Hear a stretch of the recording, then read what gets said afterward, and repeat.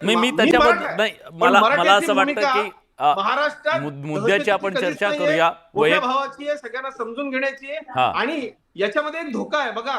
आमचा मराठवाड्याचा प्रश्न सुटला असता, आम्हाला जी मिळाला होता, तो कुणाच्यामुळे नाही सुटला हे हा सुद्धा समाजाने लक्षात घेतलं ठीक पाहिजे. आहे, ठीक माझी आहे, ही कळकळ आहे की आम्ही समजा दिलं जरी आणि एक माणूस कोर्टात गेला तर आमचा ठीक आहे, सगळ्यात मोठं ठीक आहे. नुकसान होईल तुमचा इतिहासात. तुमचा मुद्दा पोहोचला अजितराव. ॲडव्होकेट मंगेश ससाणे आपल्या सोबत आहेत. मंगेशराव, सातत्याने एक मांडणी केली जाते की आज मराठा समाजामध्ये लाखोंच्या संख्येनं जर अशा प्रकारची कुणबी नोंदी सापडलेल्या आहेत, त्याची प्रमाणपत्र दिली गेलेली आहेत, जवळपास अर्ध्यापेक्षा जास्त समाज आज ओबीसीमध्ये गेलेला आहे. मग उर्वरित जो समाज आहे त्याला ओबीसी म्हणून मान्यता द्यायला हरकत काय, ही मांडणी सातत्याने केली जाते. तुमचं याच्याबद्दलचं कायदेशीर काय म्हणणं आहे? तुम्ही वकील आहात, अभ्यासक आहात म्हणून विचारतो. नाही, नक्कीच खरं म्हणलं तर हा जो कुणबीचा जो विषय आला तो कारण की आता शिवानंद भानुसेंनी एकदम चांगल्यारीत्या चुकीच्या बऱ्याच गोष्टी सांगितल्या. कालेलकर आयोग, त्यानंतर बीडी देशमुख कमिटी, त्याच्यानंतर मंडल आयोग 1982 साली, त्या तिन्ही आयोगामध्ये मराठा समाजाला सामाजिक मागास ठरवलं गेलं नाही. ते ओबीसीच्या लिस्टमध्ये नव्हते. त्याच्यानंतर मग खत्री आयोग, जो सराफ आयोग, बापट आयोगाने पण मराठा समाजाचं मागासले पण फेटाळलेलं आहे. भानुसे साहेब म्हणले की ते स्वीकारले, तर ते फेटाळलेलं आहे. मग एवढं सगळं असताना त्याच्यानंतर 2014 ला ईसीबीसी ऍक्ट आला, नारायण राणेंच्या कमिटीने दिला. त्यावेळेस पण असाच प्रयत्न झाला की सामाजिक आणि शैक्षणिक मागास ठरवलं जायचं, म्हणजे 15-4 आणि 16-4. सामाजिक आणि शैक्षणिक मागास कोणता समाज असतो? आरक्षणाचं तत्व काय आहे? पर्याप्त आहे, इनएडिक्वेट रिप्रेझेंटेशन. तुम्ही प्रवाहाच्या बाहेरच्यांना प्रवाहात घ्यायचं. मग कुणापासून तरी संरक्षण म्हणजेच आरक्षण आहे. मग महाराष्ट्रामध्ये मराठा समाजाला आरक्षण देणं मग संरक्षण कुणापासून आहे? त्यामुळं ह्या सगळ्या लिगली जाता येत नाहीये. नाही नाही नाही नाही, एक मुद्दा वकील साहेब मला सांगा, समजा कालपर्यंत जी व्यक्ती मराठा होती त्यांची नोंद सापडली, ते ओबीसी झाले, मी त्याच्याबद्दल बोलतोय. नक्की मी सांगतो. आता याच्यामध्ये झालं काय, 2018चा जो एसीबीसी ऍक्ट तो फेटाळला 5 मे 2021 ला. त्याच्यानंतर आता पण नवीन आला 10% एसीबीसी. आता विषय असा होतोय की मराठा समाजाला सामाजिक मागासले पण सिद्ध होत नाहीये. सिद्ध करायचा प्रयत्न केला तरी कोर्ट फेटाळते. म्हणून बॅकडोर एंट्री म्हणून हे कुणबीचं खूळ काढलं गेलंय. आता कुणबीच्या बाबतीत मी सांगतो, आता या शिंदे कमिटीच्या माध्यमातून जे रेकॉर्ड तपासले त्याच्यामध्ये जैन कुणबी, मारवाडी कुणबी, ब्राह्मणांच्या पण काही नोंदी कुणबी सापडल्यात, मुस्लिमांच्या पण काही नोंदी कुणबी सापडल्यात. मग सगळ्यांनाच कुणबी करायचं का? मी विचारतो प्लीज, माझ्याकडे वेळ कमी आहे. श्रीमंत कोकाटे सरांना मला विचारायचं, सर हाच मुद्दा उपस्थित केला जातोय की जर कुणबीच्या नोंदी सापडल्या तर मग ह्या बाकीच्या ज्या ओपन मधल्या आता खुल्या प्रवर्गातल्या ज्या जाती आहेत त्या सरसकट त्या जातींना आपण ओबीसी म्हणू शकतो का किंवा घोषित करू शकतो का? हे पहा, सगळ्यात महत्वाचं, मराठा ही जात नाही हे आपण समजून घ्या. छत्रपती शिवाजीराजेंच्या काळातील जर का डॉक्युमेंट आपण पाहिलं तर मराठ्यांनी किल्ला जिंकला, मराठ्यांचे फत्ते झाले. मराठा म्हणजे कोण? ते भोसले, पाटील, जाधव, शिंदे, पवार, चव्हाण एवढे मर्यादित मराठा नाहीत. मराठा या शब्दाची व्याख्या महात्मा ज्योतिराव फुले यांनी गुलामगिरी या ग्रंथामध्ये केलेली आहे.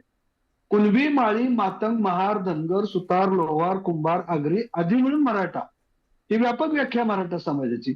आणि आजचा मराठा समाज हा मूळचा कुणबी आहे. याला सगळ्यात महत्वाचा पुरावा म्हणजे 13व्या शतकामध्ये लीळाचरित्र नावाचा ग्रंथ आहे, जो माहीम भट्टाने लिहिलेला चक्रधरांचं चरित्र आहे. 13व्या शतकातलं, म्हणजे 800 वर्षापूर्वीच आहे. त्यामध्ये देखील आजच्या मराठ्यांचा उल्लेख कुणब्याचा सापडतो.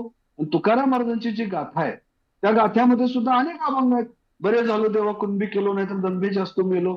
आता तुकाराम महाराजांची देऊचे जे वंशज आहेत ते सगळे मराठा म्हणून लावतात, पण त्यांच्या जुन्या नोंदी कुणबी आहेत.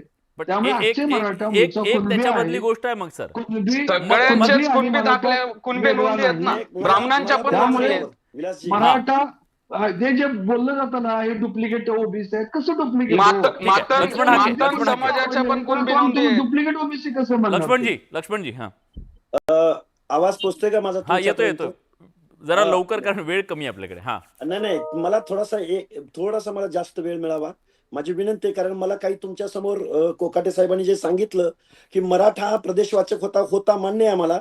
पण विषय काय आहे की आता हिंदू मराठा असं जात आपली आहे की नाही तेवढी मला सांगा फक्त. आहे की नाही? नाही जुनी नाही कागद नाही, एक मिनिट जुने एक मिनिट. रेफरन्स घ्यायचे का नाहीत आपण? हाके नाही सर, नाही नाही, हाके घ्यायचे सर, ना, घ्यायचे हाके घ्यायचे, सर, एक मिनिट. हाके सर, आपण जुने रेफरन्स घ्यायचे हो का मला नाही? बोलू द्या, कंटिन्यू. बरं हा बोला बोला. बरं तुमचा मुद्दा हा, पूर्ण एक करा. मिनिट, एक मिनिट. मुद्दा तुम्हाला सोडत नाही मी. सगळ्यांना हा. कुणबी म्हणून ओबीसी करून टाका. नाही, मारवाड्यांचे एक पण मिनिट मला मला जुने बोलू द्या. reference घ्या, ब्राह्मणांचे विलासजी, घ्या, विलासजी. जैनांचे घ्या, मुस्लिमांचे विलासजी मला घ्या. कंटिन्यू करू द्या. बरं सगळ्यांचे लक्ष्मणजी जुने तुम्ही reference आहे. तुम्ही सलग 1.5 मिनिट बोला. हा, 1.5 मिनिट हा. फक्त 1.5 हे बघा, मिनिट. हे बघा, विलासजी, मला पण वेळ द्या या संदर्भात. हा हो 1928चा मुंबई उच्च न्यायालयाचा निर्णय आहे. 96 कुळी मराठा हे क्षत्रिय आहेत. आता एक मिनिट, दुसरा एक विषय असा आहे की मराठा ओबीसीकरण सर्वोच्च न्यायालयाला अमान्य. अशोक कुमार ठाकूर विरुद्ध भारत सरकार 2008. आता अजून एक सांगतो तुम्हाला की मराठा व कुणबी एक नाहीत. सर्वोच्च न्यायालय जगन्नाथ दामोदर घोले निकालावर शिक्कामोर्तब. आणखीन एका विषयाकडे मराठा व कुणबी एकच आहेत असं मानणे हा सामाजिक मूर्खपणा होय. मुंबई उच्च न्यायालय औरंगाबाद, तत्कालीन औरंगाबाद बेंच, मारला पल्ले. जस्टिस मारला पल्ले. मी तुमच्या समोर किती दाखवले आता.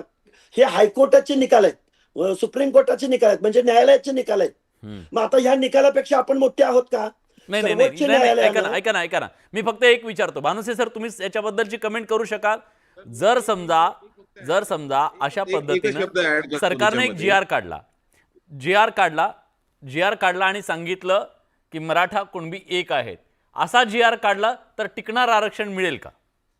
जर इतक्या वेळा ते चॅलेंज झालेलं असेल आणि सुप्रीम कोर्टाचे इतके वेगवेगळे आदेश त्याच्याबद्दलचे असतील, Judgment निर्णय असतील. विलासजी, मला फक्त एकच मुद्दा वीरेंद्र सांगू द्या. तुम्हाला बोलायचं आहे? तो मला वीरेंद्रजी एक मुद्दा तुम्ही सांगायचा. बोला मी प्लीज. मध्ये अडवत नाही तुम्हाला. हाके साहेबांना सांगायचं, हाके साहेब आपला महाराष्ट्र आहे, एवढा मोठा महाराष्ट्र आहे आणि मोठ्या मनाचा महाराष्ट्र आहे. हो. मी तुम्हाला एक उदाहरण फक्त देतो. मुंबईमध्ये मी रजिस्टर्ड संस्थांची यादी 1900 सालापासून आणली होती आणि त्याच्यामध्ये मला एक रजिस्टर्ड संस्था मिळाली. त्याचं नाव होतं अखिल भारतीय क्षत्रिय मराठा धनगर समाज हो. लिमिटेड आणि ती आजही अस्तित्वात असावी असं मला वाटतं. म्हणजे पूर्वीचे जे लोक होते ना, ते आपण क्षत्रिय मराठे सर्वांना म्हणायचो आणि पुढे धनगर लावायचो. आज त्याच्यानंतर मंडल आयोगामध्ये आपण जातीवरती स्प्लिट झालेलो आहोत आणि वेगवेगळे झालेले आहेत. त्यामुळे एक फक्त लक्षात घ्या, मी तुम्हाला एकदम चांगल्या याने सांगतो की आपले जे मागचे जे संबंध आहेत ते आपल्या ह्या बाकीच्या गोष्टीच्या संघर्षामध्ये जास्त ताणू नये, तुटू नये, एवढीच एक व्यापक म्हणजे मला माफक माझं अपेक्षा. उत्तर मला धन्यवाद. द्यायचं हा साहेबांना. प्लीज 30 सेकंद माझा एकदम वेळ बरोबर. संपलाय. बघा. आणि बघा. मला वाटतं हे विलासजी. पार्ट 2 करावं लागणार आहे. विलासजी, हा बरोबर, विलासजी. संबंध तुटले नाही पाहिजे. विनंती आहे की 10% ईडब्ल्यूएस आरक्षण जे दिलेलं आहे ते 15/6 आणि 16/6 प्रमाणे दिलेले, मग ते का सोडताय? का नको आहे? बरं अजून एक त्यांच्या ते का प्रश्नांना नकोय? पवार साहेबांच्या प्रश्नाचं उत्तर मला द्यायचं आहे विलासजी. 30 सेकंद हा, धनगर समाज क्षत्रिय, कारण तो अटक पर्यंत होळकर वगैरे होते, हा इतिहास आहे. पण आपण ज्यावेळी आदिम एसटीचं आरक्षण ज्या आमच्या आदिवासी बंधूंना दिलं जातं, ते पण गोंडवाना राज्य होतं त्यांचं, ते पण क्षत्रिय होते, वीर योद्धे होते.